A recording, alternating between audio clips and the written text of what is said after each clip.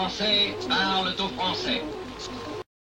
Voilà, nous sommes toujours bien sûr dans cette école de Légion d'honneur avec vous, Marine Le Pen. Alors vous n'avez pas eu la Légion d'honneur, votre père non plus, mais il était pupille de la nation, autrement dit.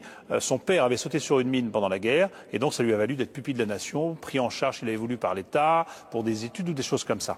Et je signale votre livre que vous avez écrit il y a maintenant 4-5 ans, qui s'appelle Marine Le Pen à contre-flot, et qui est assez surprenant, hein, pour qui ne vous connaît pas, sur ce qu'a été votre parcours, si je puis dire, jusqu'à présent.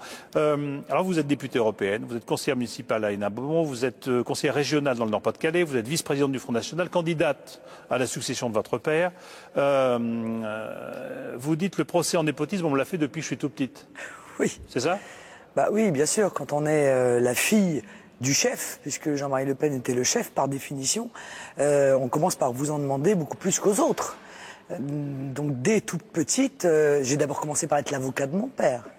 Même très jeune, puisque par définition on venait me dire mais ton père a fait ceci, ton père a fait cela, il a dit ceci, il a dit cela, et qu'en est-il, etc. Donc on devient déjà très vite le porte-parole. Le porte-parole, voilà. Et ça. le défenseur. Et même l'avocat, et même l'avocat. Mais sur cette succession-là, puisque votre père s'est prononcé pour vous contre Bruno Gollnisch, hein, pour sa succession, il a quand même pris parti. Je disais que l'une de vos deux sœurs, Marie-Caroline, avait dirigé National Vidéo, je ne sais pas si elle le fait toujours, que l'autre sœur, Yann, avait travaillé pour le Front National en 2007, je ne sais pas si elle le fait toujours, que votre nièce Marion Maréchal Le Pen s'est présentée à 18 ans dans les Yvelines. On se dit quoi? C'est une affaire de famille, le Front National?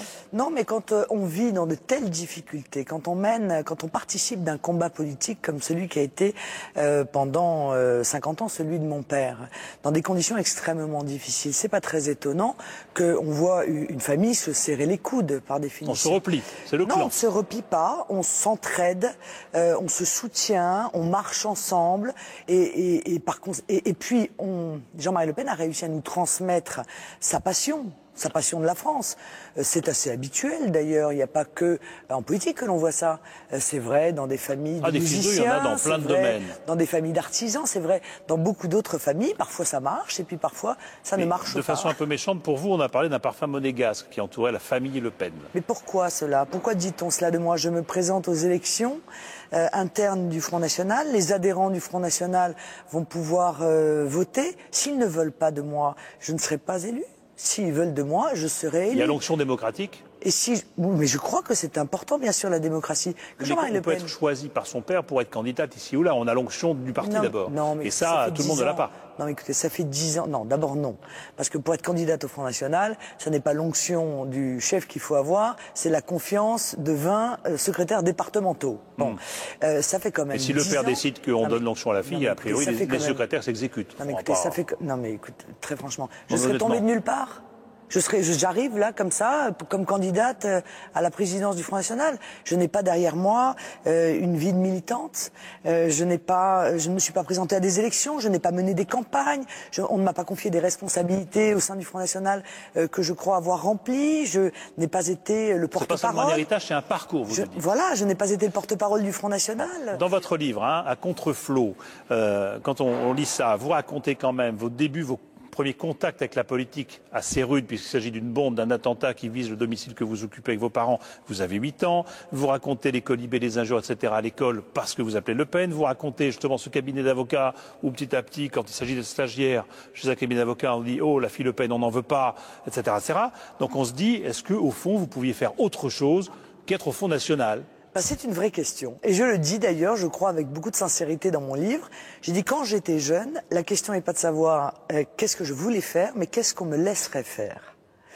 Et pourtant, je suis devenu avocat, quand même.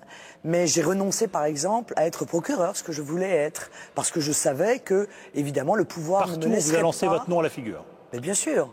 Partout, tout le temps, en permanence. Et vous n'êtes pas quelquefois demandé si on me le jette avec tant de violence, c'est peut-être parce qu'il y a un petit problème quand même? Non, je ne le crois pas. Non, je crois que j'ai toujours été très consciente qu'il avait été donné de Jean-Marie Le Pen et du Front National une image parfaitement caricaturale. Et c'est d'ailleurs un peu aussi le moteur de ce que je fais aujourd'hui. C'est la raison pour laquelle je suis aussi attachée à la dédiabolisation, parce que je trouve que la diabolisation est une injustice qui nous a été faite. Cet autre visage au Front National que vous seriez aujourd'hui. Vous trouvez qu'il y a beaucoup de fils et filles d'eux en politique aujourd'hui, plus qu'avant? Oh non, il y en a toujours beaucoup eu. Non, non, il y en a beaucoup. On leur lance moins à la figure que moi, ça c'est clair. Moi je sais que systématiquement, quand je vais dans une émission, on me dit « Ah mais Marine Le Pen, alors votre père ceci, votre père cela ». C'est vrai qu'on n'accorde pas le même traitement à Madame Aubry, qui est rarement obligée de faire face... Ça s'appelle Aubry, ça s'appelle pas Delors. Donc déjà, ça brouille peut-être éventuellement le message. Mais... D'accord. Mais elle est quand même la fille de Monsieur Delors. Bon. Cette présence importante des fils et filles en politique, comme aussi dans d'autres professions, hein, journalistes et autres, évidemment. Est-ce que ça n'induit pas aussi un rejet des gens sur les élites, en se disant ces gens-là accaparent le pouvoir, se le transmettent de père en fille, mais donc voilà, donc il y a cet état de fait qui fait qu'il n'y a pas la place pour les autres. Excusez-moi, mais moi j'aimerais quand même qu'on remette les choses à leur place. Je ne me sens pas participer d'un partage familial tel que vous l'envisagez avec les familles d'Estaing, les familles, etc., etc. Ah, vous dénoncez les élites vous-même. Mais monsieur, mais moi je n'ai hérité que de difficultés. J'ai hérité d'un combat, moi. J'ai pas hérité d'une charge. J'ai pas hérité d'un poste. Mon père ne m'a pas mis à un poste de direction. Il ne m'a pas offert, il n'en a pas les moyens et il ne l'aurait pas fait, la direction de l'EHPAD. Moi, j'ai gagné mes galons de combattante aux côtés de mon père. Pour vous, le népotisme, c'est injuste, mais quand il s'agit du fils de Sarkozy, là, c'est... Mais le népotisme... C'est juste comme accusation. Mais le népotisme est injuste. Voilà, non, mais l'accusation est fausse en ce qui vous concerne, mais elle serait juste en ce qui concerne le fils de Sarkozy. Moi, de quoi ai-je hérité exactement? À part d'un combat, de quoi ai-je hérité? Mon père m'a mis quelque part? Je ne crois pas avoir hérité, je n'ai hérité que de difficultés de mener le même combat que lui. Voilà, je n'ai pas été élevé dans un cocon, on ne m'a pas mis à l'ENA, je ne participe pas de ces espèces d'écoles où en réalité, effectivement, dans le cadre d'une sorte d'endogamie, entre les journalistes, les politiques, on est élevés dans les mêmes écoles, dans les mêmes maternelles, on devient tous élèves à l'ENA, et après on se partage. Vous dénoncez les élites. Oui. Dans votre discours, vous dénoncez les élites. Oui, mais je ne participe pas de ces élites. Moi. Et vous trouvez n'en faire pas partie? Ah, mais pas du tout. Je ne participe absolument pas de ces élites. Pas du tout. Moi, je suis la petite fille du marin-pêcheur qui a sauté sur une bombe allemande et qui mène le même combat que son père pour la défense de notre nation dans des conditions particulièrement difficiles. Et je connais peu de gens qui auront envie, honnêtement, d'échanger leur place avec la mienne.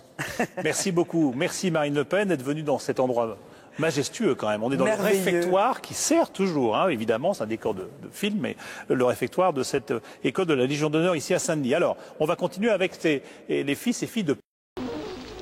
Veuillez écouter tout d'abord quelques messages personnels.